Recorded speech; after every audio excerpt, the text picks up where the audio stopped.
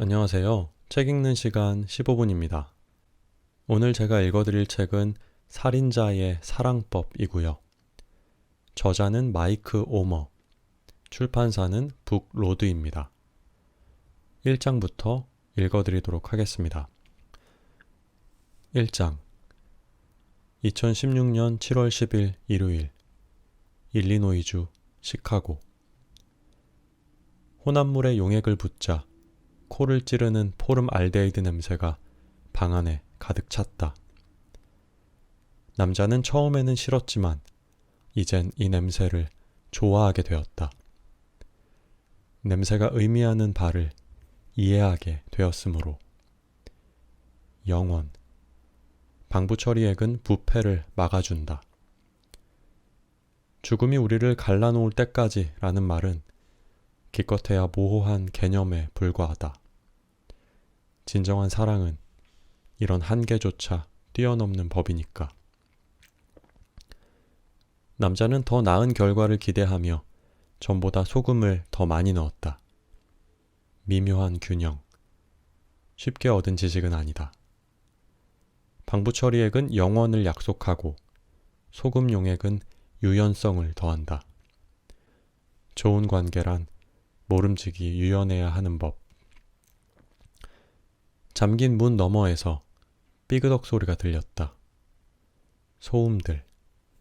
여자의 고통스러운 신음에 뒤섞여 잇따라 들려오는 삐걱대고 갈짝거리는 불규칙한 소리들이 신경을 긁었다. 여자는 다시금 결박을 풀려고 애쓰고 있었다. 도무지 가만히 있는 법이 없고 줄곧 남자한테서 도망치려 했다. 처음에야 다들 똑같지. 하지만 달라질 거다. 남자는 확신했다. 끊임없는 움직임은, 숨죽인 애원은, 목신 비명은 곧 잦아들고 마침내 멈출 것이다. 여자는 조용하고 잠잠해질 것이다. 그러고 나면 두 사람은 서로 사랑하는 법을 배우게 되리라. 갑작스레 들려온 쿵 소리가 남자의 집중을 방해했다. 짜증이 난 남자는 소금을 내려놓고 쇠창살이 쳐진 문으로 갔다. 자물쇠를 열고 문을 밀어젖혔다. 뒤편의 어두운 방으로 빛이 쏟아져 들어갔다. 나무 의자는 모로 넘어져 박살이 났고 여자는 바닥에 누워 몸부림치는 중이었다. 무슨 재간을 부렸는지 몰라도 다리에 결박을 풀고 바닥에 등을 대고 기어가는 중이었다. 뭘 하려고? 나가려고? 나가기란 불가능했다. 여자의 알몸이 기묘하게 꿈틀거리자 지켜보는 남자의 마음이 불편했다. 여자의 움직임은 재갈 물린 입에서 나오는 끙끙 소리와 더불어 인간보다는 짐승에 더 가까웠다. 즉시 중단시켜야 한다. 남자는 방으로 들어가 여자의 비명을 무시하며 팔을 잡아 일으켜 세웠다. 여자는 몸부림치며 꿈틀대기 시작했다. 남자가 몰인정한 투로 내뱉었다. 그만해. 여자는 그만하지 않았다. 남자는 하마터면 여자를 때릴 뻔했지만 대신 억지로 몇 차례 심호흡을 하고 꽉 쥐었던 주먹을 풀었다. 시체에서는 멍이 쉽게 빠지지 않는다. 남자는 여자가 가능한 한 흠결이 없기를 바랐다. 마음 같아서는 이 순간을 미루고 싶었다. 이전에 처리한 여자의 경우 시신이 변형되기 전에 낭만적인 촛불 만찬을 즐겼다. 좋았다. 하지만 그게 필수사항은 아니었다. 여자를 방 안에 그대로 둘 수도 있지만 자해할지도 모른다는 생각이 들었다. 우윳빛 완벽한 피부에 상처가 생길지도 모른다. 남자는 그런 일이 일어나기를 바라지 않았다. 남자는 여자를 작업장으로 밀치고 가 의자에 앉혔다.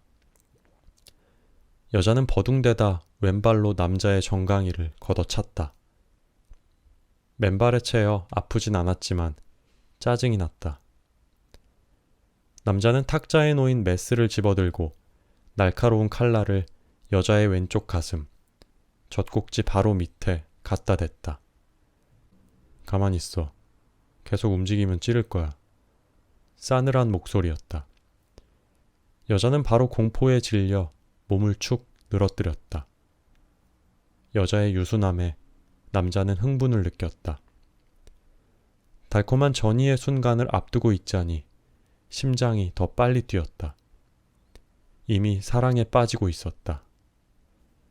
남자는 미리 준비해둔 올가미를 탁자에서 조심스레 들어올렸다. 밧줄의 질감이 만족스러웠다. 이전에 흔히 쓰던 면 밧줄은 몸에 자국을 남겨서 마음에 들지 않았다. 마찰 때문에 완벽한 살갗에 상처가 났던 것이다. 이번에는 합성 섬유로 된 다목적 밧줄을 쓰기로 했다. 질감이 부드럽고 산뜻했다. 여자도 이런 감촉을 좋아하지 않을까? 남자는 밧줄을 여자의 목에 감았다. 부드러운 밧줄이 목을 조여오자 여자가 다시 몸부림치기 시작했지만 이미 너무 늦었다. 남자는 잡아당기면 매듭이 풀리는 단순한 올가미에 작은 변화를 주었다. 매듭 안에 가느다란 금속 막대기를 끼워 넣은 것이다. 이제 남자는 올가미가 목을 빡빡하게 조일 때까지 매듭을 쭉 밀었다.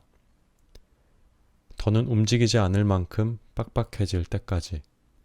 피부의 자국을 더도 덜도 말고 딱 하나만 남기고 싶었다.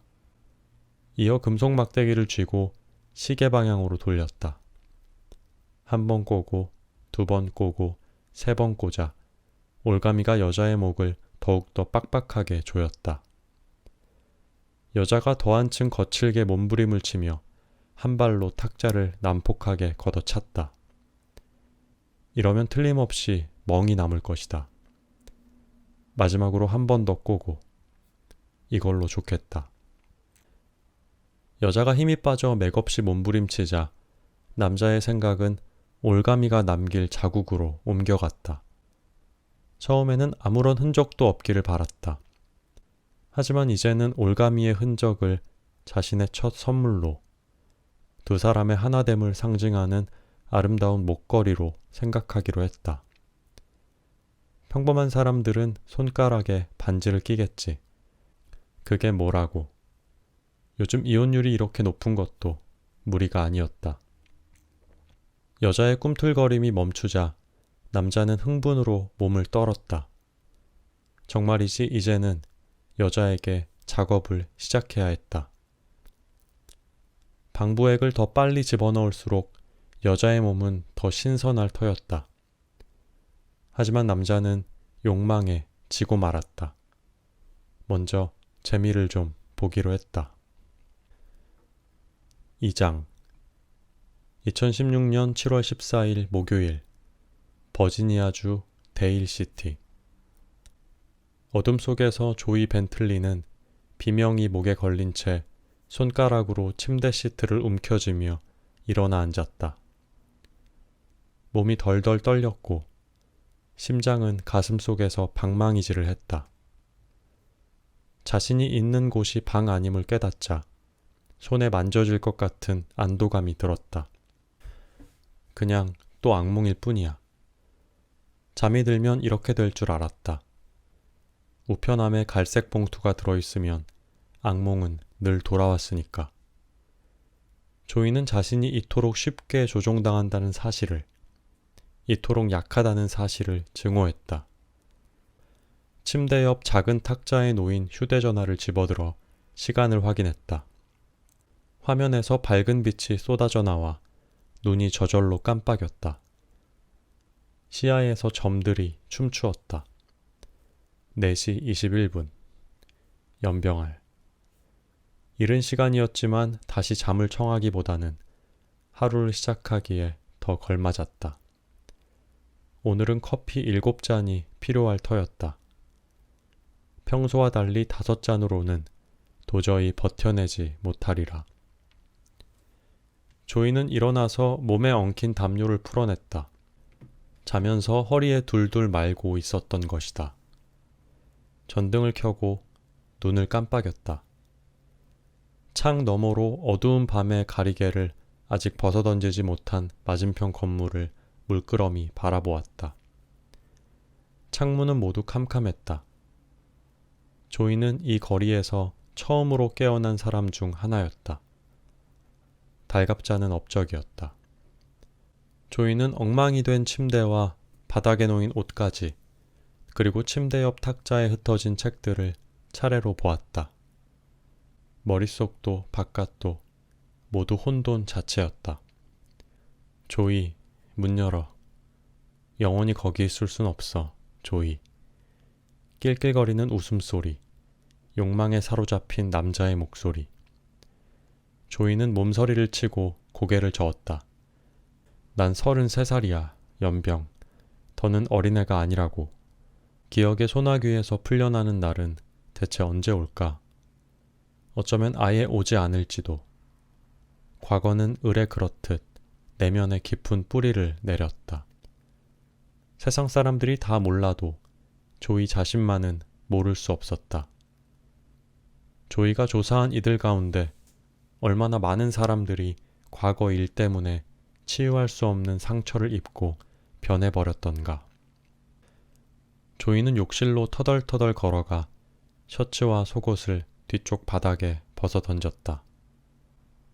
호스에서 쏟아지는 물이 머릿속을 말끔히 씻어내리고 마지막 남은 몇 가닥의 잠을 떨치게 해주었다.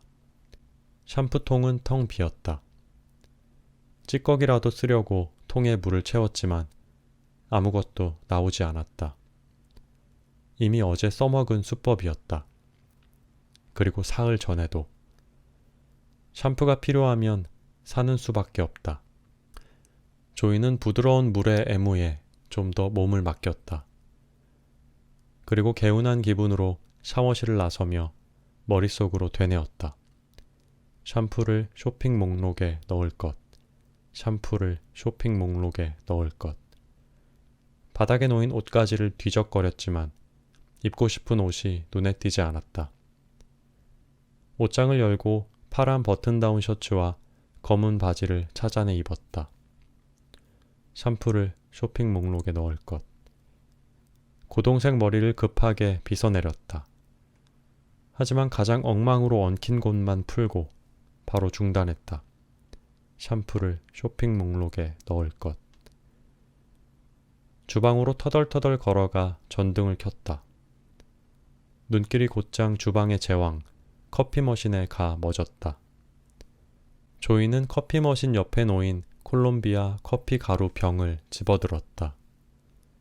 2011년 여름에 겪은 대재난 이후로 커피는 절대 떨어지지 않도록 유의했다.